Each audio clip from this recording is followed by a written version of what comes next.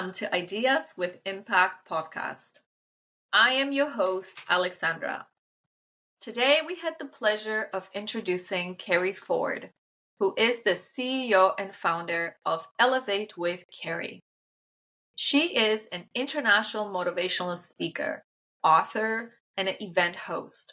She has spoken alongside 50 other top industry experts, neuroscientists, doctors, and authors in the personal development industry.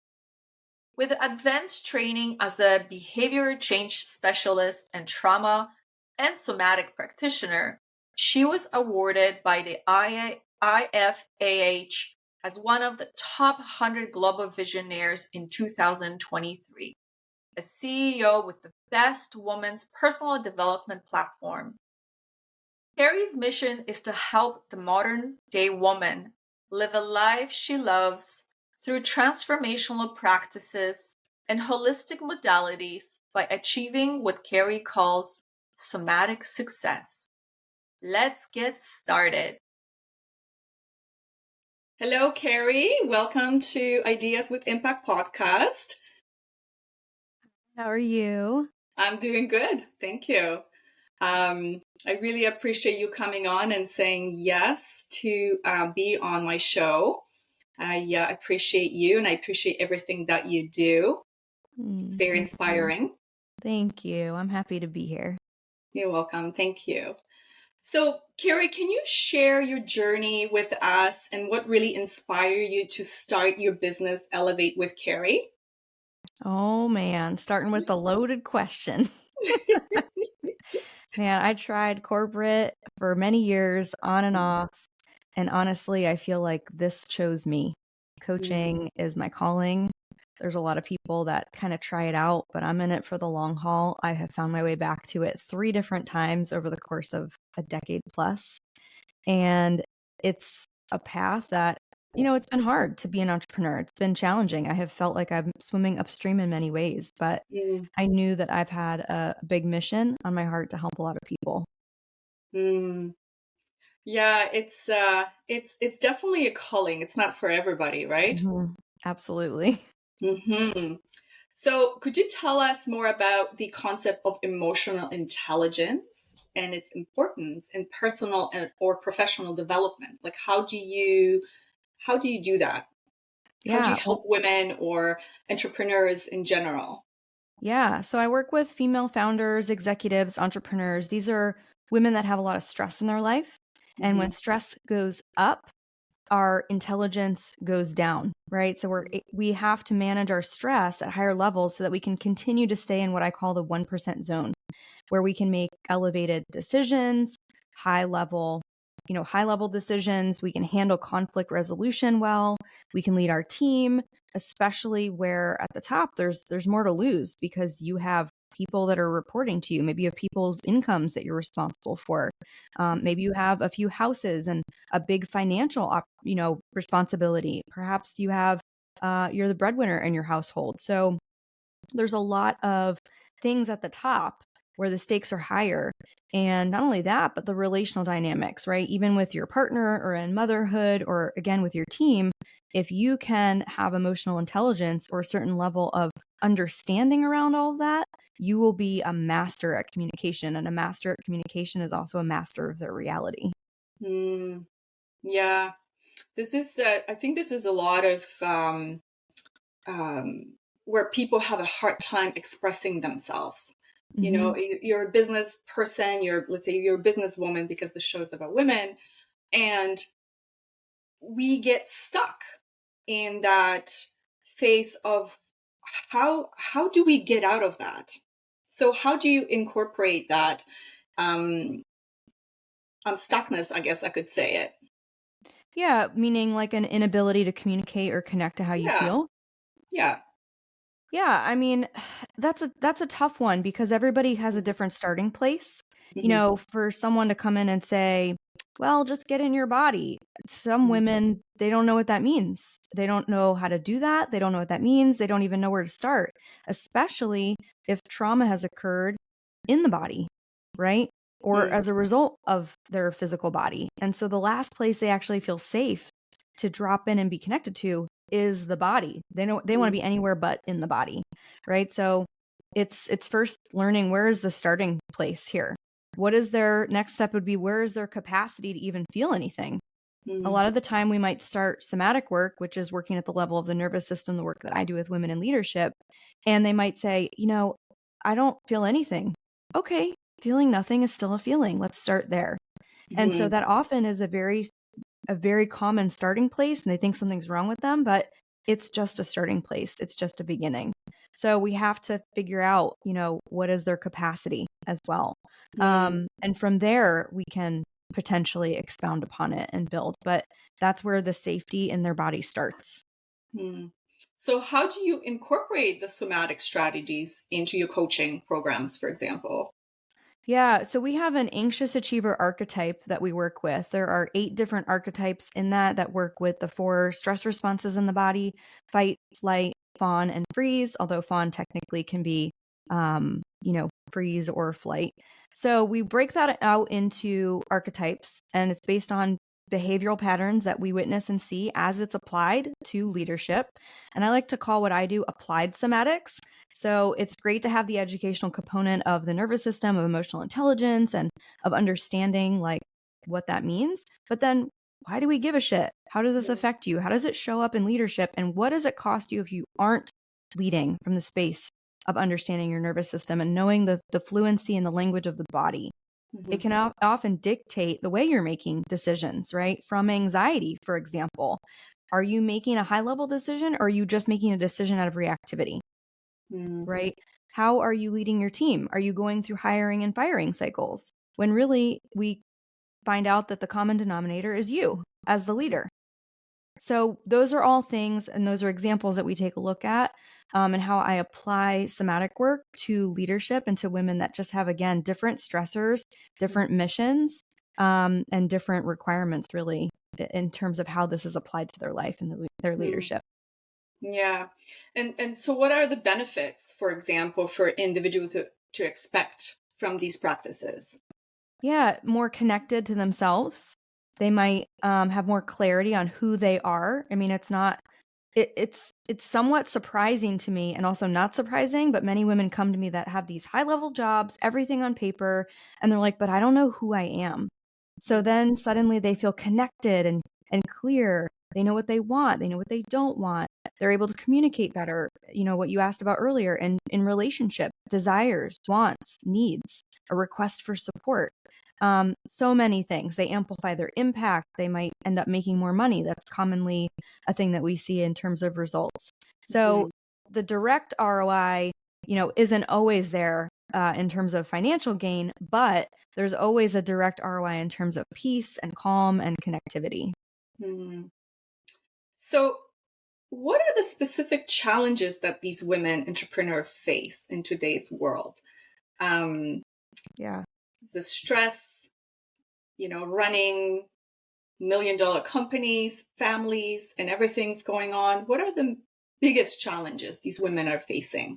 Yeah, I see this across the board, whether they're an executive that works for somebody else in leadership or they're an entrepreneur. But, there is a lot of current challenges in the landscape of leadership in 2024.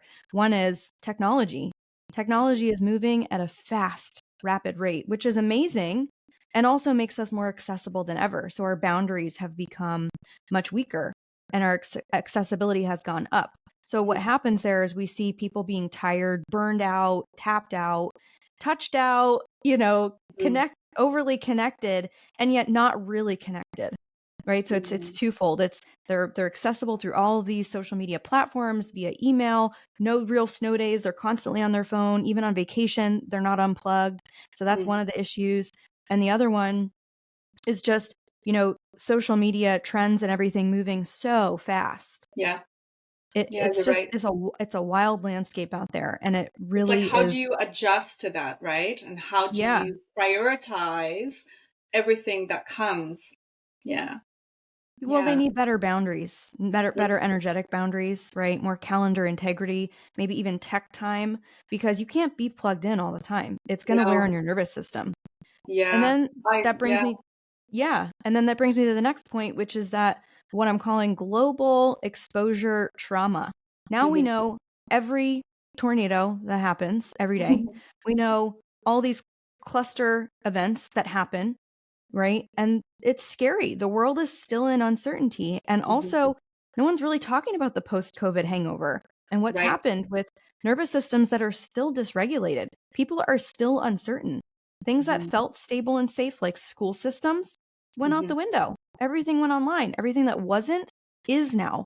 And so, Yeah. again, more accessibility, but it leads to a lack of an ability to be more unplugged and truly present with people, physical people, families, right? Yeah, I hear you, because even as myself, I have, so during COVID, like we weren't working, we weren't doing much, we were at home, and I find myself constantly being on my phone. And I literally had to tell myself consciously or subconsciously, I had to tell myself every day, and it was a struggle for a little bit, be like, you know what, stop that. Stop getting up first thing in the morning and getting on your phone and scroll through things, and it was a process for me, but I finally reached that point where now I get up in the morning, I do my breath work, I do my meditation, and then I deal with my children. They send them to school. I do all my stuff, do my gym, and then I come in and I focus on my day. Mm-hmm. It's like I literally had to retrain myself, and it took a while. It took, I want to say, a year. I know it's a long Wow. time, but it took a while. I had this war going back and forth with me. Oh my goodness, it was Yeah, it's a yeah, challenge, right? it's And a that can challenge. tap out your energy. It can create distractions. It can take you away from the task at hand, right? With better Mhm. focus and more vision. So that's definitely a challenge in leadership. Absolutely. Yeah. So, what role do you believe emotional intelligence plays in achieving whole body high performance? Mm. I mean, if you are clear-minded and you are focused on whatever that vision is, it's Hmm. going to help you really stay on task and not get thrown off when things don't go right. Part of being able to stay regulated is staying regulated even when it looks like you don't have proof with your eyes that your vision is about to play out, right? It's not just in relationship to other people, it's in relationship to your vision too.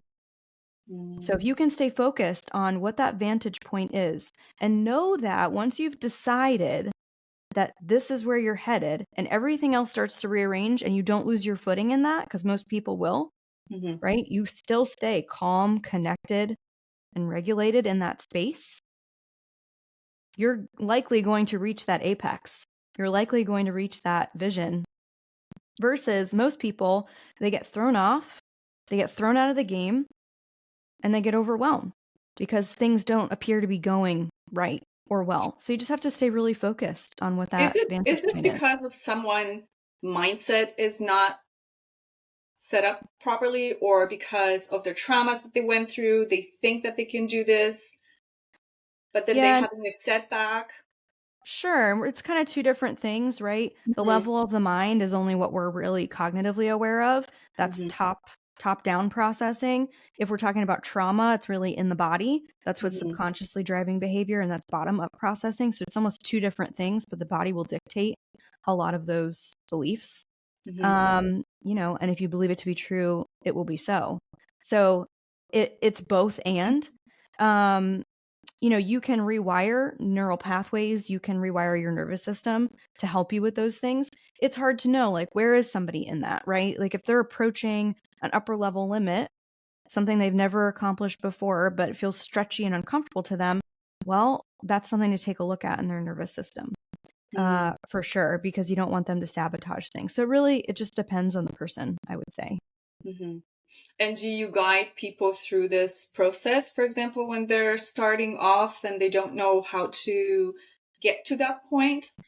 I don't work with beginners necessarily. I tend to work with women that have some level of risk tolerance already. They've been Mhm. through probably cycles of of failure, trial and error. They've been through a certain level of resiliency training, if you will.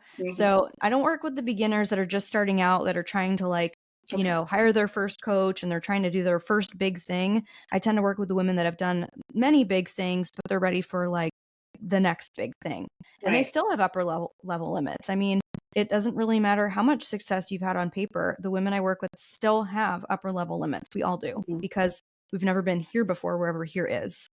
Right. So it's like, how do you get to the next point? Yeah. And now they have different challenges, right? Someone who's just starting out, let's use an entrepreneur, for example, they're a solopreneur. They're just trying to build up a, confidence in themselves. Like, I can do it. Can I do it? I can do it. Yes. And, you kind of oscillate.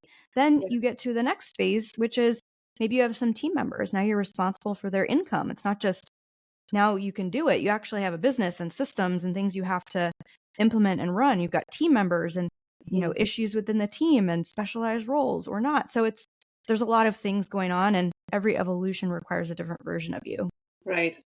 It's like stepping in, again, like you said, stepping into that new version of you. It's like, how do you move forward? Right. Yeah. It's amazing. So is it important to heal yourself first, to really become happy in whatever you do? I think you can do that while you're in the journey. I don't think you have to heal and wait for whatever the thing is to arrive. I don't think you have to be perfectly healed in order to manifest your dream partner. I don't think you have to be perfectly healed in order to manifest your next quantum leap in money. You can heal while you're in pursuit of that, while you're on the journey. It's both. That's beautiful. Yeah. Healing is so important, though, throughout whole our journey, in every step of our life. Yeah. I like to call it housekeeping, right? Like if you are doing the weekly maintenance, then you don't get the dust buildup in the corners. You don't have the, oh shit, I need help moments, because along the way, you're doing the work. Right. While you're in it. And that's really where the juice is, to be honest with you, because then you're present with it and you can move through it faster. What advice would you give to female entrepreneur or individuals looking to enhance their emotional intelligence?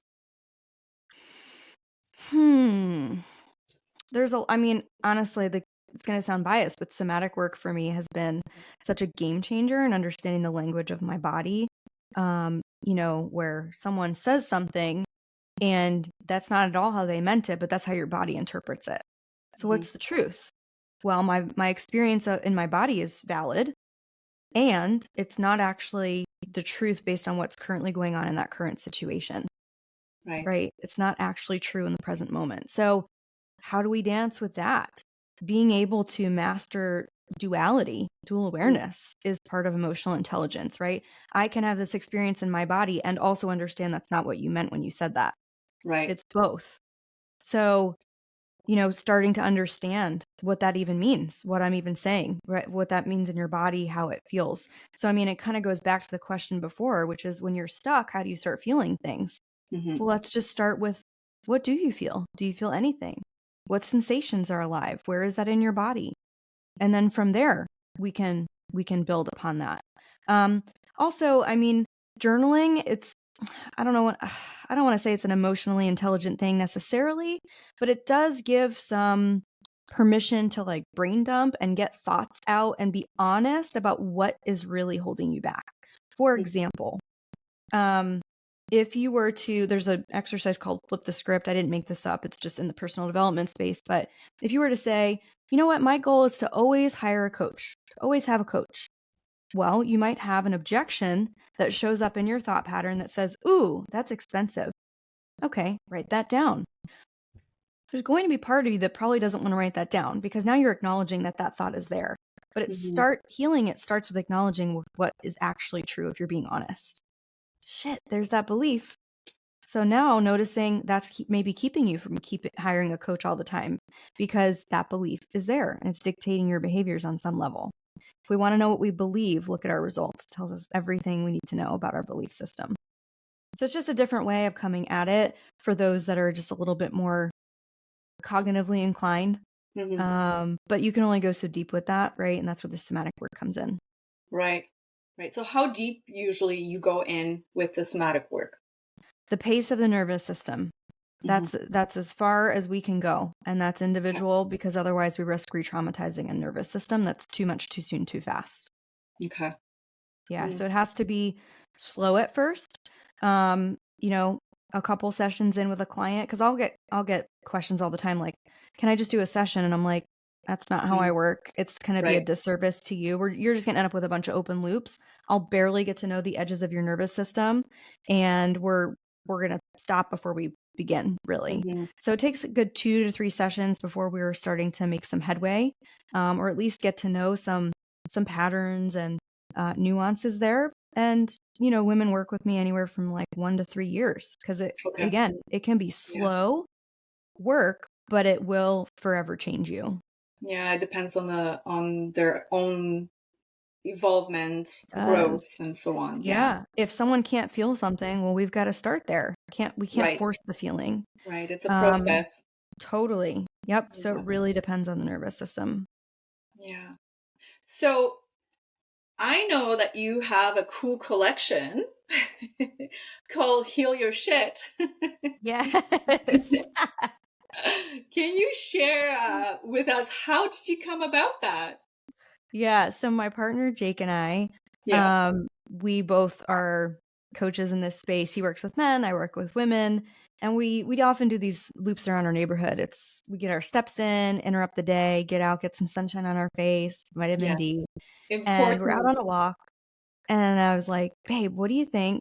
I was thinking about, we do these sweatshirts because he was saying cold plunge and coffee. We have this cabin out in California that we go to. And he was like, cold plunge and coffee. I go, ooh, that'd be a fun sweatshirt. He goes, I don't know. Like, do people know what we're talking about with that? And then I started coming up with some other ideas. And he goes, I think it's just too much expert language. I'm like, okay, well, what do you think it should be? And he goes, I think it needs to say, heal your shit. And I was like, all right. So we put it on a sweatshirt and we launched Infinite Living Institute, which is our second company. And we have burning my limiting beliefs candles that are somatic aromatherapy candles. You can set an intention and burn the candle. We also have these sweatshirts that are unisex, so you can get matching his and hers, which we wear ours out around the neighborhood and people stop us like, where'd you get that shirt? And we're like, well, we created it. So it's always a fun conversation talker. But yeah, it's really fun. We have journals and it's just the beginning stages, but the sweatshirts are super cozy and it's been a fun project. Oh, that's cool. That's cool. Yeah. I would love one. Yes. On this side, I will get some because I think healing our own shit is so important. I think we carry so much burden on our shoulders that it's like, where do you start? You know, it's like we have to start somewhere. All our journeys is so different. We're all on different timelines. We're all at different points in our lives. It's like you either do it or you don't do it. But I find that there's such a huge shift right now that people are looking for that. People are really trying to heal their stuff or heal themselves or heal whatever they have. So, yeah. Oh, that's so amazing. It's fun. It's been a really, really fun passion project. Yeah, that's cool. And do you have some retreats coming up that you'd like to share with the audience? Are you the guest speaker? Is there anything that's coming up for you? Yeah, so March 22nd, we're hosting our first ever dinner event called the Champagne Club here in Atlanta. And that is for women that just feel like they've outgrown the tables that they have previously been sitting at, the circles that they were part of, and they're looking for a new tribe, their new, forever friends in a circle of women that are just doing some really cool shit. They're tired of dumbing down their success. They're tired of dimming their light. And they want to have conversations about money and ideas, not people and weather. So this is that room. This is that circle. We're half sold out already, which is amazing. And that'll be an in-person for women dinner. only, right? Or Yep, this is for it's anybody? For women, only. only. Okay. Okay. Yep. And so they'll fly into Atlanta. We'll do a really beautiful, luxurious dinner Friday evening. They have the opportunity to shoot with my brand photographer over the weekend. And then I have a couple one-on-one immersion spots.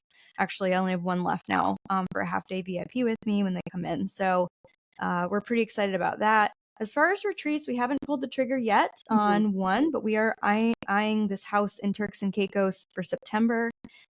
So, we can give you the link for people to sign up for our email list. And Perfect. that would be one of the best places for people to stay in the know around announcements and things coming up. Other than that, those are our two potential in-persons this year. The Champagne Club is definitely happening. The retreat is still a maybe. Okay. Yeah.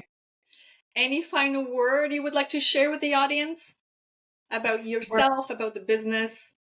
Yeah, I mean, it's not about me, right? I'm here to just be the activator for women that, if you feel like you're playing a little small, if you feel like you're not quite living out to your maximum potential, like the world needs you.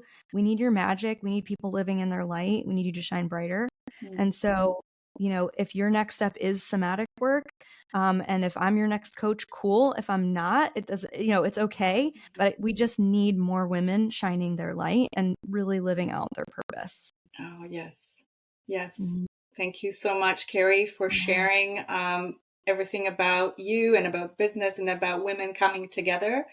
I also believe it's very important for us women to come together and share stories and uplift each other. So, yeah. So thank you so much. Thank you.